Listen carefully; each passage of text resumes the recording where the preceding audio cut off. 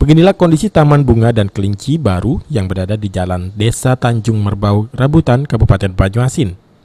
Taman Bunga dan Kelinci ini sedang menjadi bahan perbincangan warga di media sosial karena dipenuhi bunga celosia yang berwarna-warni hingga sedap dipandang mata.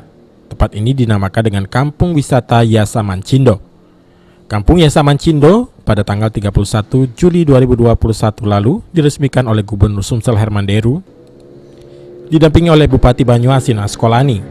Herman Deru mengatakan keberadaan taman yang dipenuhi dengan bunga celosia ini bukan hanya menjadi asupan keindahan mata yang memandang, namun juga bisa menciptakan lapangan kerja baru untuk warga sekitar. Deru akan mendukung sepenuhnya agar tempat wisata ini menjadi tempat rekreasi yang disukai oleh masyarakat. Membuka peluang untuk surga mata bagi masyarakat Banyuasin dan sekitarnya, juga untuk masyarakat Palembang, bahwa ini bukan hanya menciptakan keindahan, tapi menciptakan lapangan kerja. Saya dan Pak Bupati, Wakil Bupati, semua hadir.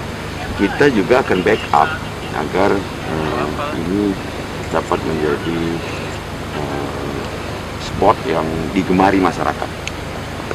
Pada saatnya nanti menjadi destinasi wisata alam yang juga bersamaan dengan wisata edukasi. Jadi saya ingin ada beberapa klaster yang memberikan edukasi tentang pertanian karena potensi banyak. Untuk sementara wisata ini belum dibuka untuk umum karena masih melakukan koordinasi dan masih dalam masa pandemi. Namun nantinya setelah dibuka untuk umum akan dikabari melalui media sosial.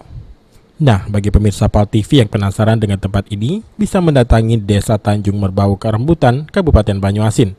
Untuk ke lokasi dari pusat kota Palembang, hanya berjarak kurang lebih 30 menit. Irawan, PAL TV.